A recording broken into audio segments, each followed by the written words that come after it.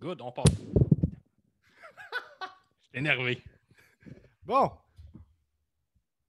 Hey, what's up les Pats? En fait, what's up tout le monde? Bienvenue à cet épisode sur AEW Dynamite. Winter is coming. Je suis Gab, a.k.a. La Promesse, en compagnie de mon frère Guillaume, a.k.a. Yes! le rocker de Saint-Damas, a.k.a.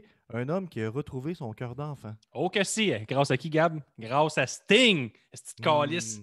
Hey, Sting! Sting, il a fait son retour. Là, il est 10h35. On a parti ça sur Record. On a dit là, il faut enregistrer à chaud. On est trop Ouais. énervé. Parce qu'on écoutait ça sur le Discord. C'est juste de la lutte, moi, puis Gab. Puis là, on est là. Comment c'est arrivé? Là, il y a de la neige qui descend. Puis tout, puis le Gab, il me dit je pense que c'est Sting, mais je suis trop naïf. Puis là, je dis t'es en train de me détruire, Gab, ultimement. Puis là, bang! Sting arrive! Fait que là, on est là. On est sur Record. On a cette chance-là d'avoir une belle naïveté pour écouter la lutte, apprécier ces beaux moments. Ça fait une demi-heure que Guillaume, là, on essaie d'enregistrer, puis on n'est pas capable parce qu'il fait juste faire des petits pas nerveux dans sa pièce. Là. Ouais, il fait c'est des ça. ronds, là, il fait les quatre coins. Pour vrai, là, ça fait longtemps que je n'ai pas été aussi énervé. Là. Je pense que la dernière fois, c'est quand que Brock Lesnar est arrivé et il a pété à la cage à coups de pied. Là. Oh, Ouais, quand donc, même. Quand ça, tu compares à Brock Lesnar, on sait que c'est important. Donc aujourd'hui, j'ai dit What's up les Pats par habitude un peu parce que normalement, les critiques All Elite Wrestling enregistrées à chaud comme ça, juste après l'event, c'est le genre d'affaires qu'on drop sur Patreon. Mais là, ces temps-ci, là, long story short, on a droppé tellement de contenu sur Patreon qu'on s'est dit pourquoi pas le rendre public, cela. Donc vous avez C'est juste de la lutte un peu plus. Raw, je dirais. Parce que là, le son, Raw. il n'est pas aussi de qualité. On enregistre ça Non, mais c'est pas directement ça sur l'important. Zoom.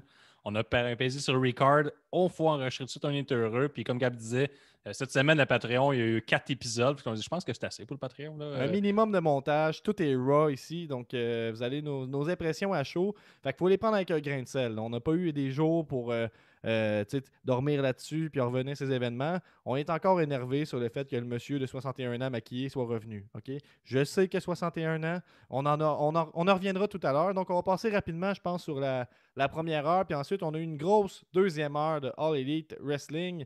Guillaume, de quelle façon tu veux procéder? Veux-tu Bon, un il peu va nommer match les par match, matchs? Gab. On va parler vite fait parce que tu sais que la venue de Sting a effacé tous mes souvenirs qui s'est passé dans la première heure. Mais j'y vais, le premier match a été Orange Cassidy et MJF qui ont remporté la Battle Royale. Il faut savoir qu'il y avait une Battle Royale de plusieurs pugilistes impliqués et les deux finalistes allaient s'affronter pour la bague de diamant appartenant à MJF. Et là, ben, on a fait la Battle Royale avec le classique du gars qu'on pensait qui était éliminé puis qui gagne avec Orange Cassidy qui élimine Wardlow. Puis on aura le droit à Cassidy et MJF la semaine prochaine. Puis ce que j'ai aimé, c'est que tous les lutteurs ont continué leur histoire dans le match. Puis on a même teasé le fait que Wardlow allait peut-être se tourner contre MJF parce qu'on pensait que c'était les deux derniers. Et là, Cassidy est arrivé, il a éliminé. Fait que là, Cassidy est over, MJF est over. Le Inner Circle sont encore ensemble parce que tout le long, tu avais Sammy Guevara qui s'y blottissait derrière Wardlow, mais il s'en servait juste pour ça. Fait que tout était bien fait. Le gars qui a écrit ça connaissait sa lutte. Puis c'est tout ce que je me souviens. Je me rappelle de rien d'autre parce que Sting est arrivé, ça efface pas mal de souvenirs. Ben, c'était bien sympathique. Les histoires qui avaient avancé ont avancé. En soi, si tu arrives dans All Elite puis c'est ta première soirée All Elite, ça se peut que tu comprennes pas tout ce Mais qui tu s'est vas comprendre passé. que Sting est arrivé et que Rousseff décalissait tout le monde à Battle Royale. Ouais, fait, en gros, de même à chaud, là, qu'est-ce qu'on en retient de ce match-là? Miro est solide. Miro a bien paru pour une fois, quasiment, j'ai le goût de dire, là, Ouais. dans All Elite. À part ça, il y a la petite dynamique d'Inner Circle qui continue. Puis Orange Cassidy qui est encore bien over, qui gagne avec MJF. Donc MJF contre Orange Cassidy, un match qu'on a le goût de voir à TV. Hein, pourquoi pas? Ben ouais. Puis le deuxième match, Gab, si ça rappelle, tu sais quoi? C'est Jericho qui a battu Kazarian dans un single match. Après ça, on a eu le droit à un run-in des pas fins, des Inner Circle. Puis après ça s'est crissé des bonnes tapes d'en face dans le Inner Circle. Wardlow et Jeff d'un bord. Après ça, tu as le Proud and Powerful de l'autre côté. On se rappelle que MJF, la semaine dernière, ils avaient appelé Proud and Powerful. Ils ont laissé dropper ce nom-là dernièrement parce que c'est trop de la merde. Lui, il l'a ramené en riant d'eux. Oh. Fait Parce que que là, là, puis, je pense que c'est Sammy Guevara qui a poussé. Il n'a pas été avec le dos de la main morte pour pousser Wardlow. Donc, encore une fois, un run-in. Je le comprends, ça arrive souvent dans Artie Wrestling. Mais là, c'était bien appliqué. Il y a de la bisbille au sein du Inner Circle. Puis il y a juste Jericho qui veut garder MJF là-dedans. Puis c'est là, ça. il prend plus le pouls de son team. Là. Mais ce qui est important, c'est que Sting est revenu. Ouais. Tu vas-tu revenir là-dessus à chaque Non, match non, avant je l'arrivée me de lâche avec Sting? ça. Ah, ok, tu nous lâches, là. On dirait Ouais. que j'ai de la misère à te faire confiance. Ça fait Mais 41 minutes qu'il est revenu, puis j'étais encore un peu énervé. en tout cas, fait que c'était un match de vétérans avec le classique. Ils sont vieux, mais ils font des moves de jeunes. Oh mon Dieu! Oui, c'est C'était pas un mal petit peu ça. ça. Ouais, Mais ouais. c'était sympathique. Il y a Là, un Spanish Fly. Les c'est Huns qui ça. font ça. Mais c'était sympathique pour de vrai. Là, on rit, là, mais c'était bien cool. J'ai le goût de dire Judas Priest, c'est pas ça que je veux dire. Judas Effect, c'est encore un finisher qui est nice quand ça connecte bien. Fait que c'était super hot. Puis moi, toute l'histoire de Jericho, Inner Circle, MJF, il rentre, il mérite sa place en battant le chef, mais dans le fond, il y a juste Jericho qui le veut dans sa team. Il y a de quoi d'intéressant. C'est du bon. La belle écriture, moi, je pense, parce que ça peut aller dans plusieurs chemins différents, là, dans l'optique où. On ne sait pas est-ce qu'ils vont s'en tourner sur Jericho parce qu'il a décidé pour eux, il a décidé pour eux autres, puis C'est ça. ils considèrent pas assez leur opinion. Est-ce que MJF va se servir de ça pour lui devenir le chef? Avec Wardlow, est-ce qu'à un moment donné, il va se fatiguer? En tout cas, c'était sympathique. Je vous conseille quand même, là, si vous avez le goût de vous taper un show de 2 heures, je C'est pense ça. qu'il peut valoir la peine au complet. Mais la première Mais heure, surtout, t'es comme. important d'écouter la deuxième heure. La première heure, t'es encore bien correct. C'était correct. Après ça, on a Britt Baker qui a battu Layla Hirsch avec son Mhm. lockjaw. Layla Hirsch qui a bien paru. Une petite curtain goal. Je mets l'accent sur le mot Petite curtain petite. goal. Elle mesure, mettons, on va y aller en corde, là, à deuxième corde. C'est ça qu'elle mesure. Là.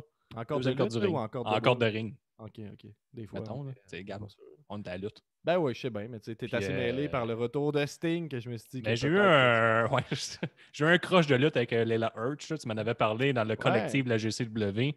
c'est Puis, méchant. solide lutteuse. Elle a très bien paré. Britt Baker a fait son boulot en mettant over Layla Hirsch. Elle a gagné pareil. Ça sert à Mhm. Britt Baker.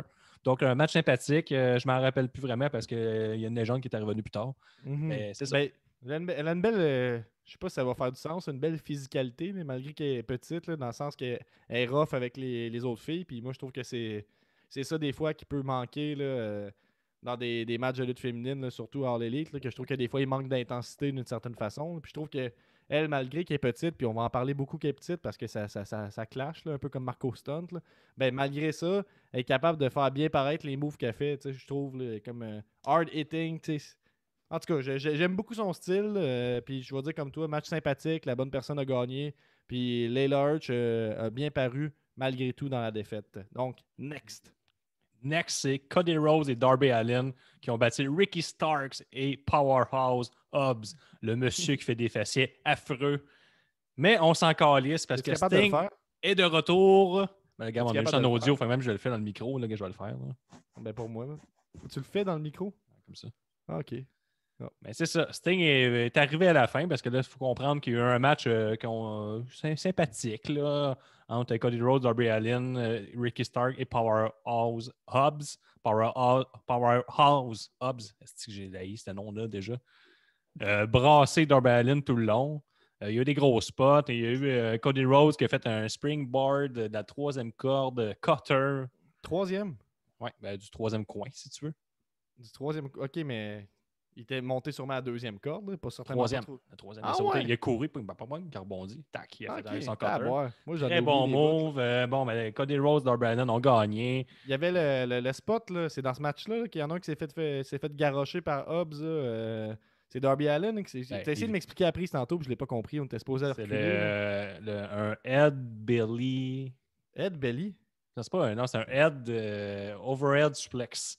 Ok, mais il l'a comme pogné dans le dos, puis il l'a garoché, mais il a fait des flips. Il C'est l'a ça? juste tenu par la tête, dans le fond. Il a à côté Darby Allin sur ses genoux, il l'a pogné par la tête, puis il a fait faire un overhead suplex par-dessus lui, mais dans le fond, En le pognant de même, là, par la tête. ouais, en le pognant par la tête, Darby Allin, dans le fond, il s'est comme pas vraiment aidé, puis il a pogné comme 100% du bump.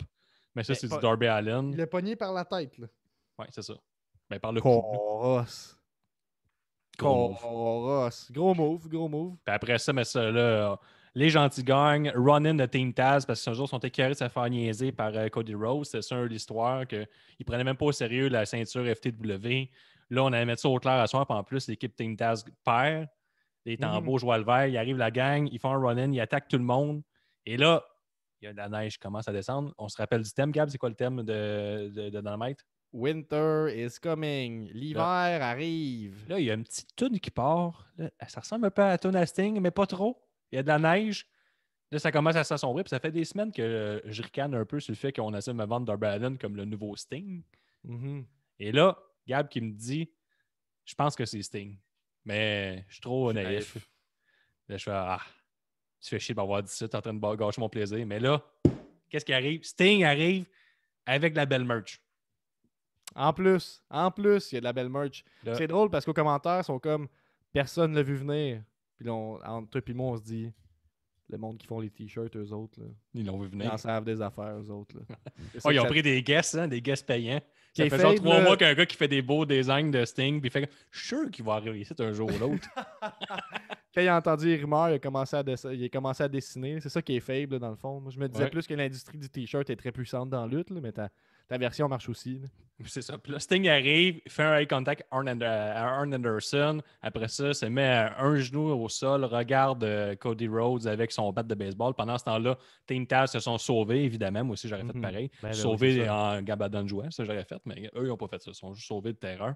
Ben, ils laissent le spot, là. Sont comme... C'est une légende, hein, malgré Fait que tout. ça, il fixe Cody Rhodes dans les yeux. Après ça, ça va vers Darby Allin. Et là, moi, asti, je le vois là, qu'il va être le manager de Darby Allin. Sans l'érotisme. Là. Ouais, je sens l'érotisme, T'approches. puis je vois que ça va être son dauphin. Là. Mais il y a beaucoup de monde sur Twitter, sur Facebook, qui font comme il a 61 ans. Est-ce que c'est de la merde? Je pense que c'est. Faut pas être méprisant non plus avec le monde qui a cette opinion-là directement. Là. On s'est fait dire, effectivement, parce qu'on est arrivé d'un côté, genre, crissement positif de je capote, tu sais, en réaction. Quand c'était Non, mais arrivé, je capote, c'était ça, Gab. notre- Mon meuble a failli crisser le camp à terre, puis je le soulevais pas avec mes mains. Là. Je veux juste te le dire. Ouais. Très vulgaire, premièrement, mais On est vulgaire et chic à la fois. c'est ça. C'est sûr, c'est pire sur Patreon. Hein. Puis quand je fais ça, mettons, là, quand ça m'arrive, là, Tu sais que t'es que content. on sait que je suis content, puis je suis quand même assez chic. Ouais, c'est vrai. Mais je t'enlève pas le fait que t'es chic, là, mais en tout cas, moi, je suis content aussi. Ce que je voulais dire, c'est je comprends l'argument de dire oui, mais il y a 61 ans, oui, mais, oui, mais, oui, mais. Ça se peut que ça a pas été t'as pas trippé quand tu l'as vu. On l'a écouté en live, on l'a vécu, on a trippé, ça c'est cool. C'est juste qu'on dirait qu'avec la lutte, on est tellement habitué à se projeter, genre avant de se permettre d'apprécier quelque chose, il faut tout le temps qu'on se dise oui, mais est-ce que ça va servir à quelque chose? Ouais, Oui, c'est sûr, ben s'il oui, met ça dans un change. 30 minutes Iron Man match contre Ken Omega pour le titre, ça se peut, je dis c'est de la merde. Mais en ce moment, je suis heureux. C'est un beau moment. Puis ça aurait arrivé à la E la semaine passée qui aurait détruit le Farrell l'Undertaker. Je te confirme que j'aurais détruit 4 à 8 coussins. Là. Ben c'est ça donne rien d'être fâché d'avance là, en même temps. Là, c'était le fun. Peut-être que la semaine prochaine, on va se dire que c'était pas une bonne idée. Mais j'ai eu le pop-up sur mon téléphone en même temps qui ont annoncé qu'il a signé un deal de plusieurs années. Tu m'as dit tout à l'heure que oui, mais à WWE, il était signé puis il faisait juste vendre la merch. Donc c'est peut-être juste un deal en ce sens-là. Mais en tout cas, moi, je me dis que si Ça j'essaie devient d'être comme un vraiment... ambassadeur de la All Elite Wrestling après dans les Comic-Con, des affaires de même. Là. C'est ça. Puis si je me force à être encore plus positif, je me dis comment ça peut être négatif d'avoir un gars comme Sting qui a une super bonne réputation backstage, mettons, dans un rôle futur ou quelque chose. C'est juste de l'avoir qui gravite autour de la compagnie, ça ajoute une légitimité. Malgré qu'il ait 61 ans, moi je pense que ça Ouais, ajoute mais une le gars, légitimité. il est resté au goût du jour toute sa carrière. T'sais. Ouais, puis C'est correct qu'il soit le manager ou agent derrière, mais là, pour l'instant, moi, je veux le voir. Ben, il va sûrement nous donner un match ou une apparition, mais je veux le voir manager de Darby Allin. C'est ça que je veux. On verra s'ils vont me donner ce que je veux. Puis avec ce qu'on a vu comme séquence, il était sur le bord de faire une accolade à Darby Allin, mais c'est Sting. Il ne peut pas faire d'accolade. Non, moi, j'avais le feeling, là, on l'aurait écouté, j'avais le feeling que c'est comme s'il le regardait voir s'il avait peur, comme s'il le mettait au défi un petit peu. Ouais, c'est ça. Puis là, le Hun, il n'a pas cassé, puis il se voit en lui. Ça. Là. Il dit T'es le ça. bon, t'es le prophète. T'as déjà la ceinture TNT.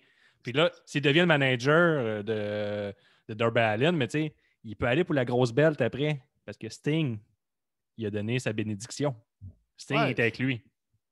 Je suis d'accord avec toi. Et Sting, tabarnak! C'est quand même drôle parce que Sting, en tant que tel, à part, là, ils ont une esthétique qui peut être similaire, mais mettons, il n'est pas vraiment reconnu comme étant un casse-cou ou un gars qui a eu Death Wish. Là. Il a fait des stunts, là, mais pas mal plus sécuritaire. Tu sais, vous à la maison, puis gars, je vous annonce que moi, il y a 2 lutteurs qui m'ont fait capoter toute ma vie, Undertaker puis Sting. Fait que un ou l'autre arrive, puis je viens un peu énervé. Il y en a une couple d'autres. Là. Ben, mettons Goldberg puis DDP après. C'est ça. Il y en a deux qui ont. Il y a deux qui ont. Ouais, puis Brock Lesnar, il vient. Ah, c'est vrai, là, dans le fond. Là. Une coupe. Puis de Fiend, regarde. Ouais. Ben, vous voyez où est-ce que je m'enligne? C'est les... Je m'enligne vers les gros lutteurs avec un gros aura autour d'eux, là, mettons. C'est ça, faut pas bouder son plaisir non plus. Puis c'est une marque qui est forte, le Sting. Fait que moi, je pense que ça peut apporter du positif sur plein d'aspects. Puis, selon moi, puis je suis pas un expert non plus, mais moi, j'ai le feeling que le public cible de All Elite, c'est deux choses. Le public là, qui est bien deep dans la lutte actuellement, qui cherche une alternative, qui la prend plus au sérieux, tu sais, que c'est plus. Ça vient plus prendre des risques un peu. Puis, c'est le monde qui écoutait la WCW dans les années 90. Moins. Ben, c'est ça. Fait que, tu sais, je veux dire, c'est juste logique de revoir Sting à TNT. On a fait ce moment-là, puis ce moment-là, il était le fun. Pour la suite, moi, je me permets d'espérer que ce soit nice. Fait que, Ouais, puis après la venue c'est un de peu Sting, il y a simple, là. 3 choses qui sont sold out sur Amazon. Les Oh, nouveaux Xbox, les nouveaux PS5 et les trench coats. OK. Mais y a-tu un lien avec Sting pour. Chris, c'est pas des trench coats, Calis. OK, mais je pensais que les trench coats peut-être auraient dépassé le Xbox puis le Ben, pas PS5. encore. Je viens de le faire. Il en reste plus beaucoup, mais il en reste Ah, encore. ça vient d'être annoncé en même temps, là. Ouais, c'est ça. Puis les battes de baseball noires, c'est le prochain item à se vendre à plein cul. Ben, c'est ça, à plein cul. Moi, j'ai un bat de baseball en bois, puis j'aimerais ça le peindre en noir, puis me prendre pour Sting un peu. Ça pourrait être ça, tu sais, je m'enlignais, là. Déjà, j'avais ma petite veste noire. Peut-être qu'à cette heure, je pourrais me mettre du maquillage tout le temps. Vu que c'est revenu cool, vu que Sting est revenu, là. C'est sûr, mais il y a déjà Dave qui a commencé avec du Kitex. C'est un peu du Ouais. maquillage, je trouve. Là. Ben, je suis d'accord. La prochaine étape, c'est vraiment le face paint, là, vraiment. Ouais. C'est le Mais en premier tout entre vous cas, deux, là. Regarde, c'est le premier qui arrive qui va mais gagner. en tout cas, on est énervé. Sting est de retour. Ça me donne un prétexte pour aller réécouter The Crow. Donc, tu sais, je suis bien heureux avec ça. Est-ce qu'on passe au prochain ou on Oui, oui, a-tu. hey, parce que là, Sting, là, il était là juste pour nous hyper pour la finale, mais là, il était comme 9h10. Là. Puis là, qu'est-ce qu'ils ont fait? Ils nous ont donné direct la finale parce que les rumeurs, c'était comme, je suis sûr que ça va être une nulle parce qu'il y avait le match annoncé de la grande finale, Kenny Omega contre John Moxley. Et là, on sait que la carte est full stack. Puis là, on était comme, ben là, ils vont lutter 15 minutes. Il n'y aura pas vraiment de finale, puis on va nous transposer ça à Revolution au mois de février, le pay-per-view, le prochain pay-per-view de la Hard Wrestling. Et ce qu'il faut savoir, c'est que dans les dernières semaines, il y a un assaillant mystère qui a attaqué John Moxley. On ne sait toujours pas c'est qui. Ça, c'est arrivé que quand il y a eu la signature de contrat pour le match de ce soir, le match de championnat, Kenny Omega s'est présenté à la table pas de négociation, la table pour signer. Et John Moxley ne s'est jamais présenté. Ça, c'est pas dans ses habitudes. Puis là, on l'a vu en arrière backstage, la face ensanglantée, il s'est fait attaquer, on ne sait pas c'est qui. La semaine d'après, on ne sait toujours pas c'est qui. Kenny Omega se présente vers le ring avec son entrée, avec la petite feuille de papier, puis comme la forme de lui, là, un peu jeu vidéo manga. Et là, John Moxley l'a attaqué, il l'a emmené sur le ring, l'a tabassé, coup de ceinture, puis tout ça, puis il a dit t'es bien mieux être prêt la semaine prochaine, parce que moi, je sais que c'est toi qui as commandé cette attaque-là. Fait qu'on va s'affronter le 2 décembre. Fait que c'est sûr que je vais être là. Fait que là, la théorie que c'était peut-être un gars du New Japan, alias Rainmaker, qui l'a attaqué, Okada, puis tout ça, ou toutes les suppositions farfelues. Mais là, ça venait de se régler. On allait avoir John Moxley, Kenny Omega. Arrive le match, arrive Dynamite, Winter's Coming. Et là, au lieu d'avoir 15 minutes, on nous donne un 40 minutes. Fait que là, on est, en tant que spectateur, tu es comme, OK, tout peut se passer, la ceinture peut changer Moi, de honnêtement, je taille. m'attendais à. Il va y avoir des interventions, puis des interventions, puis il va y avoir des shenanigans. Tu sais, ça va. C'est ça, on va savoir c'est qui a attaqué John Moxley. On s'attend pas à une fin clean. En tout cas, moi, personnellement, je m'attendais pas à une fin clean. Là, qu'est-ce qu'on a eu, Gab? On a eu un tabarnouche de match. Avec une coupe d'annonce. Avec une coupe d'annonce. Oui, une coupe d'annonce, ça, c'est Est-ce sûr. qu'on peut parler des pilules un peu ou tu trouves que c'est hors sujet? Vas-y Parce donc. qu'en même temps, normalement, c'est un épisode Patreon. Vas-y donc. Parce qu'on écoutait, il y avait les annonces des États-Unis, là, puis il y avait une annonce de pilules, puis qu'est-ce que c'était peurant, là. C'est comme la musique joyeuse, tout veut t'emmener au fait que c'est hot d'acheter des pilules, puis on est content d'acheter des pilules. Fait que là, tu sais, des beaux gazons verts, des pissenlits jaunes, là, tout le monde est content, il y a des familles qui sont heureuses ensemble. Puis là, tu sais, ils vendent la pilule, puis là, tu sens que l'annonce a fini, mais il faut qu'elle continue parce qu'ils sont obligés de parler des effets secondaires. Puis là, les effets secondaires, c'est une voix vraiment monotone qui parle par-dessus. Il dit là, vous pouvez mourir d'un cancer, vous pouvez votre tête va peut-être exploser, et la combustion spontanée est possible aussi. Puis ça dure comme 1 minute et demie de dire des effets secondaires. En tout cas, je voulais juste dire que je trouvais ça excessivement creepy d'écouter ça. Là. La petite musique joyeuse avec quelqu'un qui dit que tu peux mourir. Là. Ouais, c'est hâte au States, tu peux acheter des pilules. Comme moi, je pense que je fais de l'autre pression. Moi, acheter des pilules, je filais pas hier. C'est ça. C'est en vente libre, t'as moi. Fait que Ouais, tout ça, là, on revient au match. On revient au match, Gab. Un bon match construit tranquillement. John Moxley a quand même le dessus le plus longtemps du match, au moins le 3/4 du match. Kenny Omega fait quelques retours, quelques comebacks, mais ça ne dure jamais. Moxley, tu as le trimballe d'un barricade. Il y a des pauses. Il faut se dire, il y a des pauses entre chaque attaque. Une coupe. Et là, John Moxley réussit un premier paradigm shift Puis sur un crise de sel de Kenny Omega aussi, juste le dire, il s'est planté. Là. Bang! Et là, Jon Moxley décide de ne pas faire le pin. Et le Ramon, il sort 2 chaises assises, il s'assoit les deux, chacun de leur côté, et là, il se donne des tapes d'en face. Là, je suis perdu. Moi, je pense qu'il y a eu un airfall. Là, non, il a zéro. Il n'a pas pris crissement son temps pour. Non, ça, c'est le deuxième, Gab. T'as pas de mémoire. OK. Ben, excuse, mais c'est mélangé. Il y a Sting, on se rappelle. C'est sûr. C'est ça. Fait que là, Gab, c'est encore bon comme excuse. T'es un fan de deathmatch. Ce move-là, on le voit souvent dans les Indies, puis dans les deathmatch surtout. Les deux lutteurs vont s'asseoir un en face de l'autre, vont se crisser les tapes d'en face, jusqu'à temps qu'il y en a un Toujours le fun. Qui abandonne. Et là, on nous emmène ça mainstream. J'ai bien aimé la séquence. J'ai rarement vu ça en tant que spectateur qui regarde pas les deathmatch parce que j'ai un âme. Je comprends.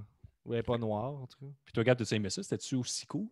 Ben non, mais ces spots-là, c'est tout le temps pareil. Là. C'est juste que c'est tout le temps le fun de voir des claques, puis la sueur qui revole avec l'impact de la claque, puis les coups-points, puis ils sont de plus en plus stiffs. Puis tu sais, il y a une... Je suis naïf encore, c'est ça qui m'a permis d'apprécier Sting. Là, mais Sting est revenu. C'est comme si je perçois tout le temps mon disbelief en barque, dans le sens que je me dis, là, c'est un vrai combat de volonté, dans le sens qu'il se garoche des claques de plus en plus stiff, et puis il faut vraiment qu'il y en ait un des deux qui arrête. Là, je sais pas si tu me suis. Là. C'est sûr, puis là, c'est hot parce que c'est des crises de bons lutteurs, parce qu'ils nous font croire que c'est rendu un vrai combat. Puis là, on se rappelle qu'on vient de voir un vieux monsieur de 61 ans déguisé avec du maquillage, pour comme Chris peut leur casser la gueule. Fait que, le disbelief est embarqué x 1000. Là, ben oui. Tout, là. À partir de quand je crois que Sting il peut se battre contre Cody, tout est possible. Tout est possible. Ouais. Fait que là, il y a eu ce moment-là. Après ça, Jon Moxley réussit un deuxième paradigm shift. Et là, il prend son temps. Un peu, pas trop, quand même. Un peu de tension. Et là, on se rappelle, personne qui est du Chris à paradigm shift à Hard Wrestling. Et là, Kenny Omega, qu'est-ce qu'il fait, Gab? Je sais pas, j'ai pas de mémoire. Vas-y. Non, mais qu'est-ce que tu veux dire? Vas-y. Kick out, asti! Ah, ben oui, c'est juste ça que tu voulais dire. J'étais sûr que c'était un piège. Non, je t'ai pas piégé. J'ai vraiment aucune mémoire. Mais non, j'étais sûr que c'était un piège. Et là, Kenny Omega reprend l'aval du combat, ça se transmet à l'extérieur du ring, et là, à l'extérieur du ring, on tombe dans le monde de Jon Moxley. Et Jon Moxley passe un genre de DDT Paradigm Shift sur des speakers. Tu sais, des fois, il fait son Paradigm Shift, puis ça plante. Puis des fois, il fait son Paradigm Shift, puis ça roule un peu plus. Là, ça a plus roulé. Là, ça a plus roulé. Il y avait des caissons de speakers qui étaient branchés sur rien, mais le gars, il était là. C'est correct. Il en a profité, c'est un fer honneur, un vétéran. Et là, il lance là-dessus. Il le ramène sur le ring. Et là, il y a quelqu'un qui crie que Kenny Omega est blessé. On devrait arrêter le match. Et c'est quelqu'un-là, c'est Don Callis, le CEO de Impact, qu'on a déjà vu une couple de fois à Dynamite. C'est un crossover. Mais là, c'est déjà un crossover à la table des annonceurs depuis 2-3 apparitions. Mais tu sais, c'est jamais plus loin que ça. Mais on se rappelle que Jon Moxley a été attaqué. Et là, Don Callis, il est mort, tu ne devrais pas faire ça. Puis il arrive, personne n'écoute. Il prend un micro, Gab. Puis là, il dit, il est blessé, il faut t'arrêter le combat. Il s'adresse à l'arbitre et à Jon Moxley en même temps. Jon Moxley, il dit, va-t'en, toi, il donne une tape, il le tue. Et là, pendant ce temps-là, Kenny Omega de Cleaner, devenu sûrement heel, pogne le micro. Que Don Callis y est passé. C'est fou parce que vu que j'ai pas de mémoire, c'est comme si je le découvrais une première fois avec toi. C'est tellement hot. Là. Donne un coup dans le front à Jon Moxley. Et là, Gab, il écoutait ça avec moi. Gab est un lutteur en formation, mais lutteur pareil. Et là, il me dit... J'ai été en formation. Il me dit selon les angles de caméra, c'est-à-dire qu'on fait juste fixer la grosse face de Kenny Omega par rapport. Après qu'il a donné un coup, au lieu de filmer celui qui vient de recevoir le coup, il y a une blade job qui se prépare. Puis je vais pas te reprendre, mais je l'ai chanté plus. J'ai fait une petite chanson là-dessus. Là, on n'a pas le temps, là, mais j'ai fait une chanson, c'est Blade Job. Là. C'est ça, puis Gab, t'avais raison. Ben oui, effectivement, c'est qu'il y a le coup de micro, puis là, gros crise de zoom sur Kenny Omega. Kenny Omega, qui a l'air méchant, qui prend son temps, mais tu sais, des fois, je suis comme content d'avoir vu ces petits moments-là. Il était quand même assez content. Là. C'est une Blade Job qui s'en vient, Guillaume. C'est rare, une Blade Job à AEW. C'est vraiment rare. Là, on était comme excités. Tabarouette. Comme un steak. Ça fait au moins 3 matchs qu'on n'avait pas vu.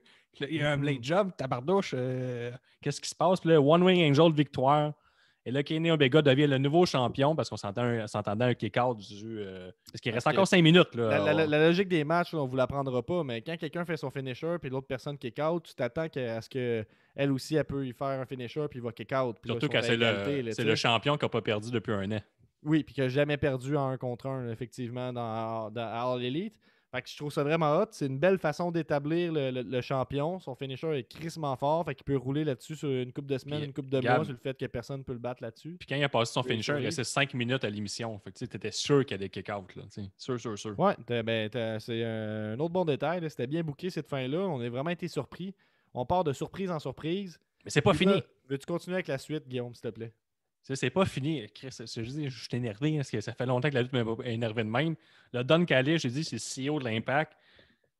Impact Wrestling. Il pogne Kenny Omega. Il dit, viens. Pardon. Il dit, viens-t'en, on décolle le titre. Il arrive backstage. Il y a Tony Khan. Il dit, fuck you, toi. Il continue. Il a bien joué dans le Calais, je trouve. Il a bien Ouais. joué pas mal. Il continue avec Kenny Omega. Le Kenny Omega dit, voyons, c'est pas un trou de cul. Là, il se sauve comme un chicken shit. Là, il s'en va, il croise du monde. Fuck you.